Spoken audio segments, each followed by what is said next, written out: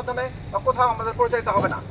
খুলনা প্রকৌশল ও প্রযুক্তি বিশ্ববিদ্যালয়ের চলমান অচল অবস্থা নিরসন এবং দ্রুত শিক্ষা কার্যক্রম চালু করার জন্য অনতিবিলম্বে ভাইস চ্যান্সেলর ভিসি নিয়োগের দাবিতে মানববন্ধন কর্মসূচি পালিত হয়েছে। শিক্ষক, শিক্ষার্থী ও অভিভাবক বৃন্দের যৌথ মানববন্ধন বুধবার বেলা 11টায় কুয়েটের দুর্বার বাংলা চত্বরে অনুষ্ঠিত হয়। মানববন্ধনে সভাপতিত্ব করেন কুয়েট শিক্ষক সমিতির সভাপতি professor doctor Mohammad Shahidul Islam.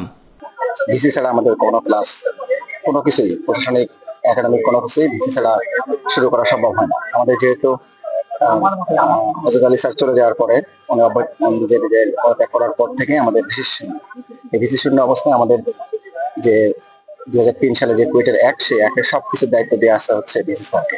VC sir ছাড়া ক্লাস, পরীক্ষা, একাডেমিক কোনো কিছু, ডিফেন্স প্রেজেন্টেশন থেকে শুরু করে এবং অ্যাডমিনিস্ট্রেটিভ, আপনারা দেখেন অনেকদিন ধরে বেতন ভাতা বন্ধ ছিল। সবকিছুর পিছনেই এই ভিসি স্যার ছাড়া কেউ এটাকে অনুমোদন দিতে পারে না।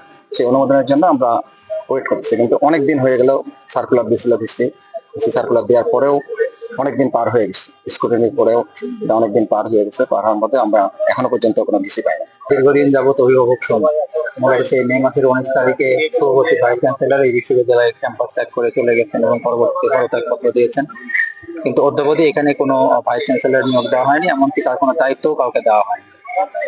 তো আমাদের বিশ্ববিদ্যালয়ের যে নিয়ম কানুন বা আইন আছে, সেই আইন অনুযায়ী প্রায় সব কাজের জন্যই ভাইস চ্যান্সেলরকে দরকার। ভাইস চ্যান্সেলর না থাকার কারণে বিশ্ববিদ্যালয় কার্যত একাডেমিক এবং প্রশাসনিক সবকিছু অচল অবস্থায় আছে।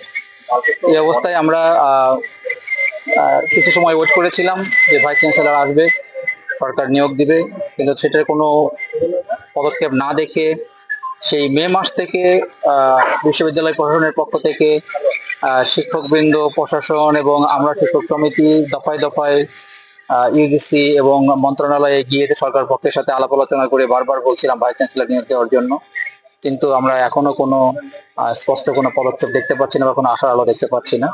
যে কারণে আমরা বাধ্য হচ্ছি যে ছাত্র, শিক্ষক, অভিভাবক সবাইকে আহ্বান করে আরেকবার সরকারের সুদৃষ্টি কামনা করার জন্য যে যাতে দ্রুত অনতিবিলম্বে একজন ভাইস চ্যান্সেলর নিয়োগ দেন। গত 5 মাস ধরে বিশ্ববিদ্যালয়ের সামগ্রিক শিক্ষা কার্যক্রমে স্থবিরতা চলছে।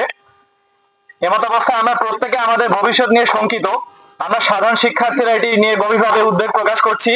আমাদের অভিভাবকগণও সমানভাবে তারা এটি নিয়ে উদ্বিগ্ন। আমরা চাই বিশ্ববিদ্যালয়ে অতি সত্বর শিক্ষার স্বাভাবিক পরিবেশ ফিরে আসুক।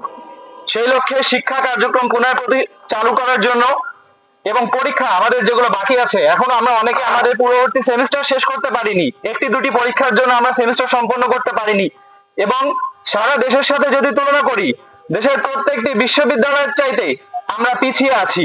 এমত অবস্থায় আমাদের সামগ্রিক কল্যাণের কথা চিন্তা করে এবং বিশ্ববিদ্যালয়ের জন্য আমরা মনে করি অতি দ্রুত বিশ্ববিদ্যালয়ের উপাচার্য মহোদয়ের নিয়োগ প্রয়োজন এবং শিক্ষার স্বাভাবিক কার্যক্রম একই সাথে ফিরে আনা প্রয়োজন। যত দ্রুত সম্ভব কুয়েটে একজন ভিসি নিয়োগ করা হোক।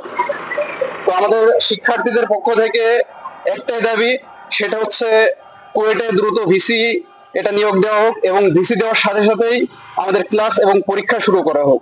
আর শিক্ষক এবং স্টুডেন্ট বৃন্দ আমরা সবাই এখানে উপস্থিত হয়েছি।